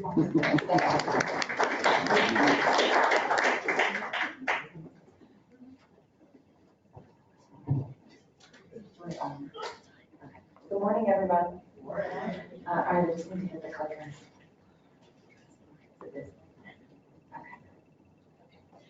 So first, I'm really happy to be here, and thank you to Nick and Steve and Charlie. That was fantastic, especially as a provider myself, and I'm not a veteran, and none of my immediate family are veterans, so I always really appreciate. This is one of my biggest concerns as a provider and a clinician, if I'm going to be treating a veteran, is that sometimes I worry about, and we had kind of a phone discussion prior to today's discussion. And that's always one of my concerns. So for anyone else maybe who's not a veteran in this room who does provide services, I always appreciate kind of hearing direct stories really about how I might interact more effectively or like at Cornerstone in terms of what do we do. So I just really appreciate everyone sharing today. So I'm going to talk to you today about the self-care portion and how do we as providers take care of ourselves. And so many great visualizations. I'm using the backpack. I'm definitely going to be using the backpack vision. And I think also the backpack, unpacking your stuff and leaving it outside the door is also a huge, using the visualization. But so much, our minds and our bodies are so connected. And I think that's a lot about what I'm going to talk about in the presentation. And it may not specifically say mind-body connection on the PowerPoint, but that is what it is. It's learning self-awareness and learning what are those feelings that you have, be it emotionally or for me, I feel them physically and I feel them in my stomach almost always. That's where my anxiety stays. That's where my uncomfortableness stays, is I feel it like in my stomach or in my gut. And other people feel it in lots of different ways, in their shoulders, tension, but then it's figuring out and recognizing this and being self-aware of those symptoms that are coming out inside of your body, because we're going to talk about other ways that when we're not taking care of ourselves, what that looks like. So, okay, so we talked, Nick talked earlier about stress. And I think what we know is that there is no, there's no real one definition of stress because it's different for all of us. We all react to it differently. We respond to stress, and different things stress us out, just like we talked about our morning commute, right? Everyone's commute is different. Everyone's morning routine is different. We don't know, I don't know, I know some of you in the room, right? But I don't know what everyone's story is that's sitting here in front of me and what different things trigger you and what stress looks like. And this is not in this presentation, but has anyone ever heard of the ACEs study, the adverse childhood experiences? So there's this a longitudinal study about ACEs, and what it talks about is our experiences as children, and then more specifically traumatic experience, and how we carry those over into adulthood, and then how we present as adults, depending on what that trauma is. And I imagine it's the same also for our veteran population, right? That trauma then that you bring with you. And one of the questions that we learn when we're doing ACEs, when we meet somebody, is the question is not, what is wrong with you? The question is, what happened to you? And so this can also change our perspective when we're working with clients. Sometimes that we just are not sure what to do is what happened to you. And then we try to learn through questions and what happened. So hold on, I'm gonna move over here. Let's see. All right, so we have a few images. I have a few more images in this presentation than the other one. So just different types of stress, right? This can be good if you want to go skydiving. That might not be good stress for other people if you don't want to go skydiving. But more thinking on the good stress, right? Maybe you got a new job, you bought a new house, you're going on a great vacation. There still is stress involved with that, but it can be good stress. It's always there. And then of course we've got bad stress and then chronic stress. I don't think any of us want to be chased in this way, but just in terms of knowing that there are different forms of stress. The thing is then, how do we respond to it? So it's not stress that kills us, it's our reaction to it.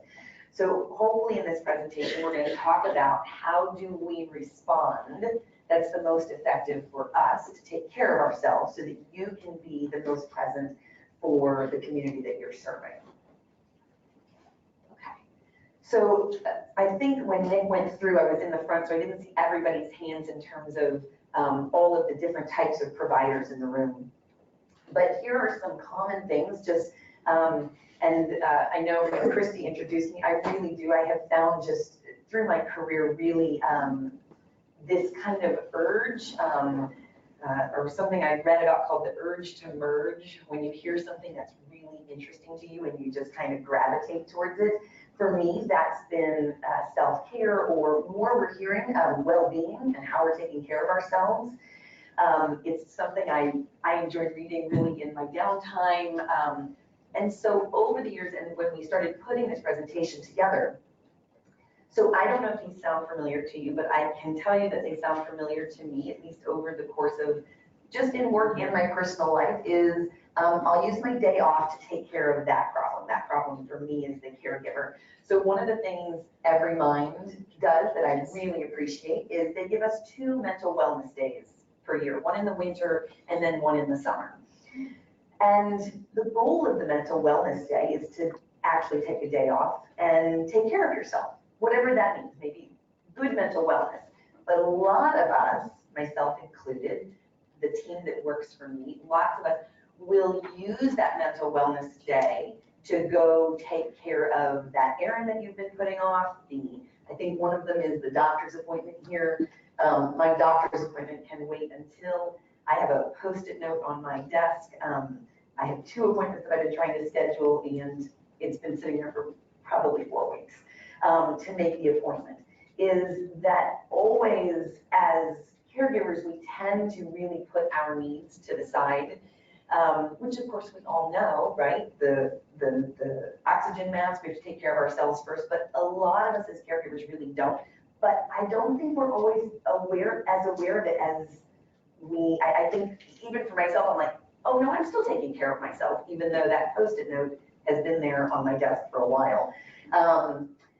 I don't have time to be sick, right? With all of our clients that we see in the paperwork, in the meetings and the trainings, and there's no way, like, I have to go to work. I cannot be sick, because if I'm not there, I know that this one thing won't get done. So I think that these are, and you can insert anything that's relevant to you, but this is also the self-awareness also. So we were talking about, Nick actually said it perfectly earlier, talking about kind of that to burnout, and I think it's fascinating that the World Health Organization has really recognized burnout to be like, it's not in the DSM, it's not a diagnosis like that, but we really are recognizing that it is a problem and it's a real thing. So this is just a nice image kind of when you're looking at kind of where we are, like on the stress arc. Remember that it's good. The problem is, I think when we are not taking care of ourselves, I don't think this is a pointer, but is that we end up over here, right? And this is where we really start becoming less and less effective.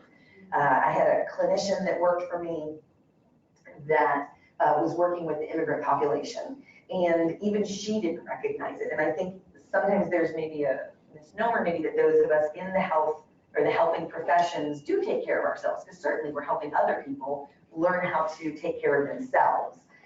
And she came in and she made a comment, something about like, if I have to hear one more story of someone trying to cross into our country.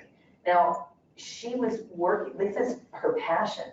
And then when we really started to realize is that she was all the way over here, burned out, really feeling like everybody that she helped, no one was getting better, that it was the same story over and over again. And sometimes it is the same story, but it's us taking care of ourselves as a caregiver, that when you start to feel like everybody's story sounds exactly the same, you've definitely gotten too far over to this arc in terms of really reaching out for help and trying to figure out then what does that look like. And we made some great changes in her caseload and what that looked like, but even she didn't realize it. It was just a kind of everyday statement that, but then we're not caring then for our clients. So just being aware, and I think we go back and forth all the time. I think we can be in burnout and then come back. But for me, when we talk about self-care, it's a lot about routines. And that's where I like the backpack imagery, is these are our daily routines that we do. I'm sure, I think there's a quote, and I don't know it right off the top of my head, but it's the things that we do every day consistently that make the most difference. It's not the one time a day. It's the things that we do every day. And that's setting up a good routine for your self-care, especially those of us, for everyone, but especially those of us that are in the helping profession in this way, and making that transition. I'm going to come back to you over at Cornerstone, like making that daily, and it's a habit, it's and making that transition from work to home. So there definitely is, I think, a roller coaster as caregivers when we're taking care of people. So at the top, we feel great. We are meeting with people. We feel compassionate. We are doing a great job. The problem is that we cannot stay at the top of the roller coaster because the roller coaster has to come down. And usually it comes crashing down when we are not taking care of ourselves and we're up here and we're responding to those emails that come in at midnight, when we are not creating a good boundary at work, when we're not staying in our lane, as it were. And on the other side, I might be running away here, sorry, is then that kind of crashing feeling, right? Then you experience guilt because now you have gotten so far down, now you're taking time off, now you're not at work to take care of the people. You're supposed to be off, but you're feeling guilty because you're off because now there's nobody else who's gonna do that. You've got anxiety. This would be my symptom, is the anxiety. That's where it lives in my gut and my stomach, where it feels like butterflies, but it's really anxiety. And then the sense of overwhelming responsibility, especially with the stories that we hear, that we hold on to, that live inside of us. So one personal story, this is not necessarily veteran, it's not veteran related at all. And if I get a little teary, I'm sorry, because it still lives with me. So when we talk about that secondary trauma or vicarious trauma of the stories that we hear from other people. So I have somebody that works for me, and so I don't even know this person. So this is how, so I know the person who works for me. She came into work and shared a story. So I'll tell you, I have a 6-year-old son, and I can already feel my heart beating telling you this story. So she has a good friend of hers who also has a 6-year-old son, and the person on my team, her son plays baseball with this other mom.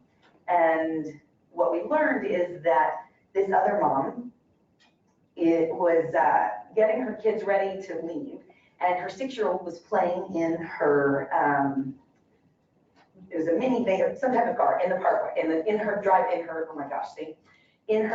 So the van was parked in the driveway.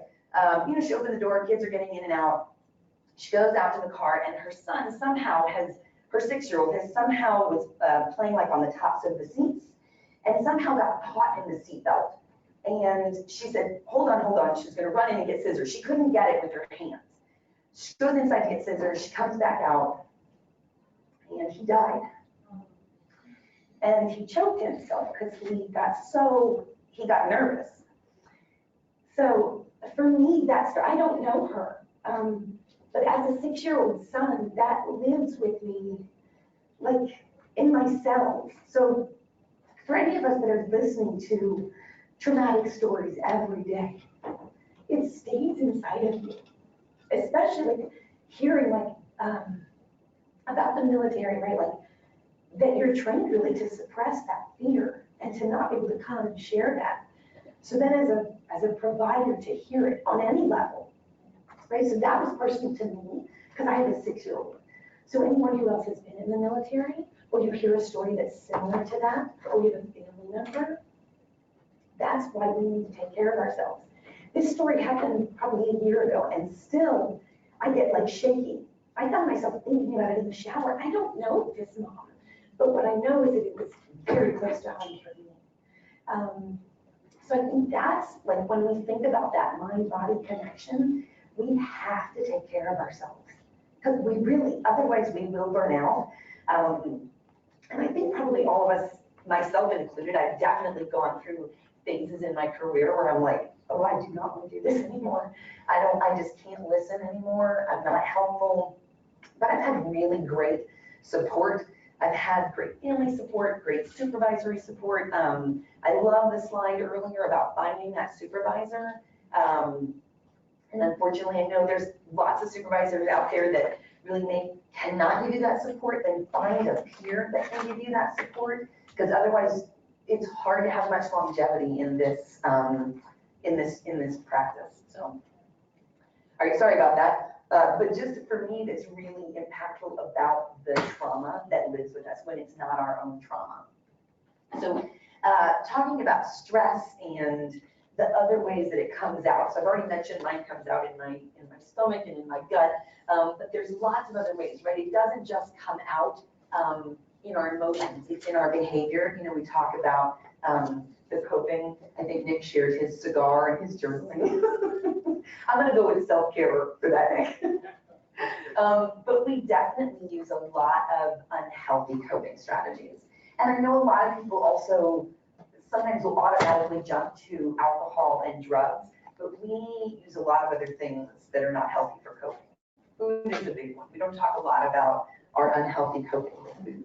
You know, when there's nobody around and then some of that need happens and we're not really choosing healthy foods that we know are taking care of our bodies. That's another way that we don't take care of ourselves and we use as a coping method. So this is just I realize when I turn my head that way, I'm not in the microphone. So, so these are just a lot of different ways that we see it come out. So not really thinking, you know, and this can be for our clients also when we see it. It's not always clear as day about what people, you know, what that anxiety and stress and looks like. I think these are all in the slides. Yeah, okay, good. Okay.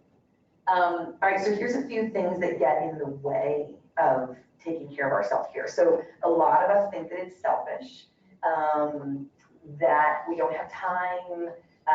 So one of the things there's, I think it's on here is, maybe the next one, is talking about like some of the self-care as it refers to some healthy movement, right? It doesn't mean you have to exercise for an hour a day, but getting out and moving. But so many of us, if you are caring for anybody else at home, be it, what's it called, fur babies, our pets, our children, other family members, anybody else that's taking care of you, I mean, that you're taking care of, somehow we really do think it's selfish to have been gone all day from working and then to come home and take another half hour to get some healthy movement and to really take care of ourselves. I think a lot of us, myself included, feel like it's too selfish. Like, I'll do it tomorrow. Yeah. It's funny that you mentioned that because for someone who's actually a caregiver. She's coming with the mic.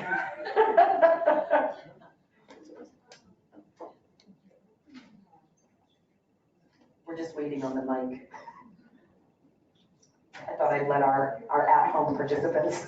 So, hello everyone, I'm Carnella. It's funny that you mentioned that because for someone who's actually at this current moment a caregiver for a mom who just is in remission for stage 4 cancer. And right now I'm currently pregnant, so she's enjoying that right now. And she's first time grandma. So one of the things that, thank you. One of the things that, and I have a lot of support, whether it's from the team. I'm also a residential counselor for another part of Cornerstone Montgomery, and the supervisors there are actually very supportive.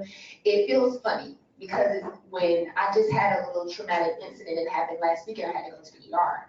And just hearing the support of, hey, Carnella, get rest. It's okay. You know, I still feel guilty. I'm like, I can't be there. Or, you know, this is happening and I still have to take my mom to an appointment, or I have to be here to go to internship. I still have to go to class. I still have to go to work. So it's just, it becomes overwhelming. And even sometimes I caught myself like just crying because I'm like,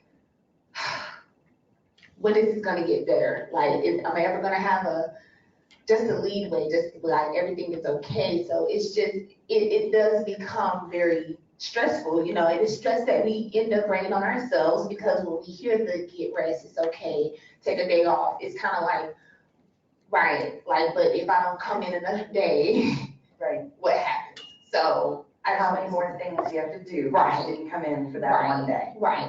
Right. So I just wanted to state that because I'm glad that someone is mentioning that actually does happen. Yeah. I appreciate it. It's a vicious cycle, isn't it? Yeah. We have been each other's accountability partners for you. Because when she started on this team, I was very pregnant, and it is very difficult to do community-based treatment when you're 7, 8, 9. Like, I worked until the day before I gave birth. Yeah. And I was in the streets, I was in hospitals, I was in court a lot. And it was a challenge of, but we need to make sure this is done, so that way tomorrow is a manageable crisis. And it never dawned on me that all of this wasn't necessarily a crisis, or it wasn't a crisis that I had to handle independently. And on top of all that, like I think on our team specifically, we had to, as a team, decide that we're going to do a completely different culture. We had a cultural shift. We had a major management change who came in around the time that my daughter, who is in remission, kind of, is having major medical challenges. And when he went to each team member to, kind of get to know them, get to know the team dynamics, his first question for me was, I need to understand why if your daughter is in treatment every day for 2.5 hours, you're on FMLA, why are you here? Why are you here? Yeah. Like, I never took leave. I was sitting in hospital rooms answering questions and providing previous medical histories for her, and then doing 20 to 30 treatment plans and care coordination and things like that. And it was having someone stop me and ask that question. So what are you doing? And when are you gonna be okay? Because you're not okay. Because really, we have a culture, right, that busy is better, and that we have to be everywhere all the time.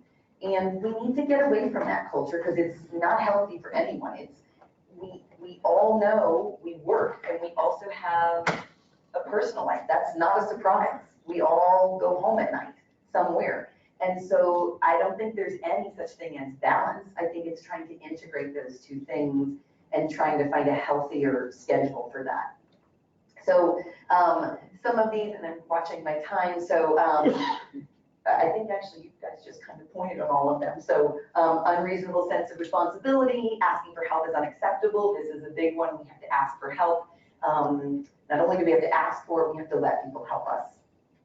So I don't know if anyone has heard of cognitive behavioral therapy or CBT. I'm going to go a little bit, I'm going to do all of them. I'm going to do them all right now. So we really do, it's kind of called ABC. We go from thoughts to feelings to actions. And a lot of times what our brains will start doing is we skip over the feelings and we go straight from thoughts to action. And I know this is in your handout, so I'm going to go a little forward so we can do the wheel and the checklist. Yeah. Uh-oh. If the slides are not in your packet, but I will be emailing them to you after the event. She's emailing them to you. All right, so there's this great quote that I love, and it goes back again to how we respond. Anyone heard of Viktor Frankl? He's a psychoanalyst. He also was a Holocaust survivor, and his quote is, "Between stimulus and response, there is a space, and in that space is our power to choose our response, and in our response lies our growth and freedom." Because we do get to choose. Sometimes we think we don't, but we do. We get to choose every day, in every action, in everything that happens. No matter what somebody else says to you, how that responds, you do have that moment to figure out how you want to respond that's the best for you. And that goes back to the boundaries, staying with their scope, finding your triggers, keeping a routine, and really knowing how to take care of yourself. And so here's a self-care toolbox. All right, we'll go. Okay, first, acknowledge it, accept it. It's there. It's not going away. We all have it. Nobody's any different. We're all exactly the same in this room in terms of what we all have stress. So we all need to help each other as a community. And understand what can be changed and cannot. Sometimes things cannot be changed, and that's okay too. It's how we respond though to those things. The next is setting goals. So we have 2 activities in the end. We won't have time to do them in the room, but you can certainly take them home. I hope that you do to practice them, but is setting goals. This is not uncommon probably to most of us in the room when we think about, we help our clients set goals, right? We create treatment plans. We do all kinds of things, but we have to do the same for ourselves in terms of setting those goals and being realistic about our goals. My goals, I usually have like 20 of them. Which is totally unrealistic. I need 1, and then to kind of go from there. Holding yourself accountable. The other thing is finding, I love that they use the accountability partner. This is great. Has anyone ever heard of the author Gretchen Rubin? She wrote a book called The Happiness Project. And then she wrote a book called Better Than Before, and it's about habits. It's about either breaking bad habits or creating good habits. And she has this kind of quiz in the book, and that we each kind of fall into this 4 tendency. And I'm an obliger, which means I will hold to my outer expectations. If you ask me to do something, I will do it. If I ask myself to do something, I probably will not. I will much prefer to help you rather than to go home and exercise. I will much prefer to help a client. So she kind of walks you through the book to figure out what are ways, and then there's different ones, I won't go into them, but for me as an obliger, which is a lot of people fall into that category, I think especially caregivers, is finding a way to give myself external accountability to take care of myself. So I do have like a text group with some other friends that we hold each other accountable to take care of ourselves. So I need them to check in with me to say, hey, did you do that thing? Did you take your walk? Did you take your day off? But that works for me. And so I like this book because it helps you figure out how to keep yourself accountable. What's the name of the book? It's called Better Than Before. It's by Gretchen Rubin. I already said it, ask for help, accept for help, figure out who can help you do different things, and let them help you. And get out and get active. We talked about this before. So much, right? Even if it's a 10-minute walk during lunch, even if it is right before work. Can you what does that look like? You have to fit that into your day. Can you walk with somebody? We have clinicians that walk with their clients for sessions. It's great for clients, it's great for you. One, just getting outside and just being. We are so much in our phones, so much with technology. We are not outside enough. Trying to find some of that time, learn from experience. I'm just watching our time. We're leaving time for questions. No, okay. No questions, anybody? All right, so this is just the 6 things we just kind of went on. Okay, so some techniques. So I think Nick even mentioned that he journals. So this is really like sleeping. Oh, so many studies right now about sleep. Sleep, we need sleep. We don't get enough of it. And there can be lots of reasons that we don't get sleep. And I can't remember who up here was, I think Charlie, you were talking about your client, right? Who does not have sleeping problems because they drink themselves to sleep, right? We don't get enough sleep as a society. So there's tons of research out there about all the benefits of sleep and on self-care. So I'm gonna go forward. So this is a self-care wheel that I think is you guys have, or they'll get that. Copy in your folder, and then for those that are on the webinar, there is an attachment. There is 5 attachments on the webinar. Please feel free to download those and save those on your computer. Lots of self-help resources that Jennifer will touch on briefly, the tools that you can use to help you with your self-care. Yeah, so this is a self-care wheel. I went to the Institute for Integrative Nutrition back in 2010. And became a certified health coach. And we all know the USDA food pyramid, how it's kind of got, I think they're changing it right now, but one of the things that I love about this self-care wheel and that I learned at the Institute for Integrative Nutrition, food is not just food, stress is not just one thing, work is not here, we are not compartmentalized in that way. So one of the things that I love about the self-care wheel is because we are all of these things all the time. And it's a blank one on your page, and I think when you get the slides, you'll see that it's filled in, but really looking at like all of these different things. So as you can start to fill it out, and then I think there's some good examples in here. Then you start to see maybe which area you don't have enough in, or maybe are lacking in and would like to increase some of that area. We stay so focused, I think, on one piece of that pie, but we're so much more as we think about self-care and what that looks like and in all of the areas of our life. And so that was something talking about nutrition, it wasn't just a nutrition school, it was really about when we think about the foods that we choose that make us feel better, it's not just the foods. It's our relationships, it's our work life, it's our spiritual life, it's our physical activity. It's all of those things combined that help us really feel more whole and be more present in our lives. And I think we're where'd you go? Is this in here? Okay, so there is a personal self-care statement, but I'm watching our time, so, Yep, so, oops, sorry. So in your packet, there is the blank wheel, and on the back, there's a self-care pledge where you can write in personal self-care plans that you want to implement in your life.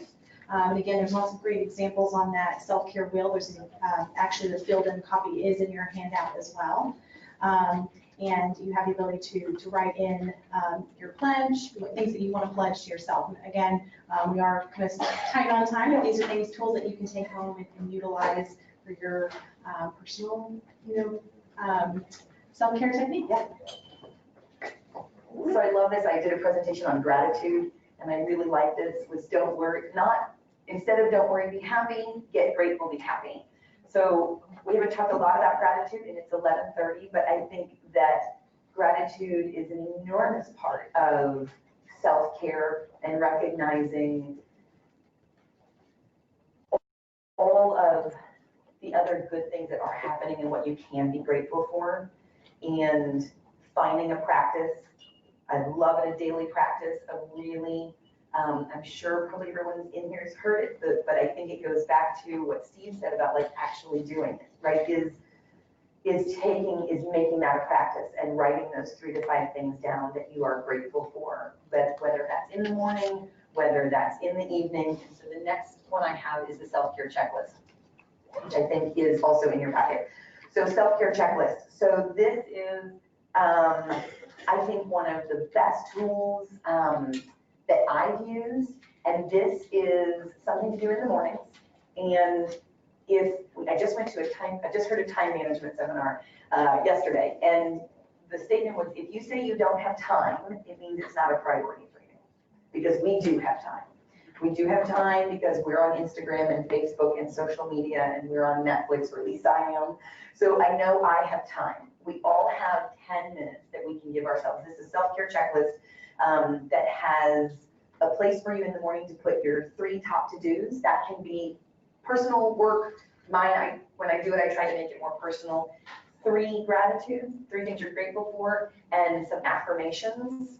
And I don't know how you all feel about affirmations. I love them. You can find them online, and finding ones and just giving yourself 10 minutes, right, to put that pen to paper, or if you want to type it, I like the writing, but to give yourself that time to take care of yourself and to remember that there are a lot of other really good things, and that the more you see, the more you're grateful, right? The more you start to practice gratitude, the more you see it throughout the day. I'm sure we all know somebody that everything is always negative.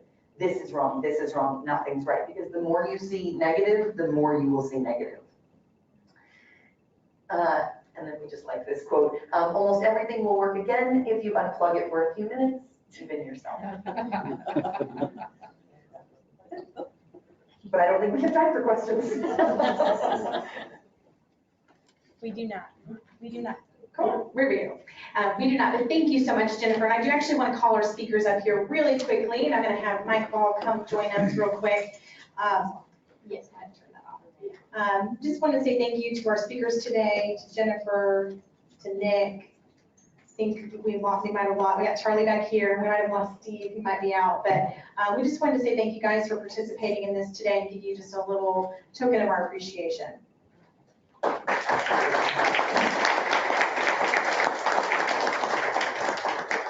First of all, I want to say thank you, everybody that's here today and everybody that joined us online. Thank you very much for being a part of this. We are going to be putting these on quarterly from now on, so please stay tuned for more emails from Christy about upcoming events. And one of the things that we could really use from you is feedback on what topics that you need. We want to put these on for our partners, and we want to make them value added for you when you come here. What professional development topics are really going to be helpful for you? So we want that feedback. Whatever you send us, we're gonna take that into consideration and try to get that class, try to get that professional development set up. But if you're not familiar with the concept of the military tradition of the challenge point, these are made by units sometimes to show involvement or membership in a specific unit, but they're also They're also created by leaders and commanders with the military units to show appreciation for people. So we have created one here at Serving Together, and I wanted to just give these as a token of our appreciation to our speakers today. So Steve, thank you very much for coming and speaking today. Jennifer, thank you. Charlie, thank you very much. I know you got a big thing on your wall of coins. You can put this up there. Thank you. It's going there. Very much. On your coin wall. So, and lastly, I just want to say thank you for Christy for setting this up. Christy has done a phenomenal job in setting this up.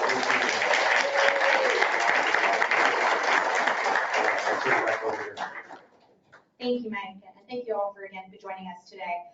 Just kind of a final couple of announcements. As you know, again, CE events, we will have CEU certificates out in the hallways for those that are attending virtually. Again, please email me at ckennedy, which is spelled weird, CKENADY at every-mind.org, and I can get you those emailed to you directly for those that attended the webinar. Again, those that attend virtually, we also will have a evaluation form that will send out via SurveyMonkey link. So please provide that feedback because again, we want to make these events as successful as possible, and your feedback is what's going to do that.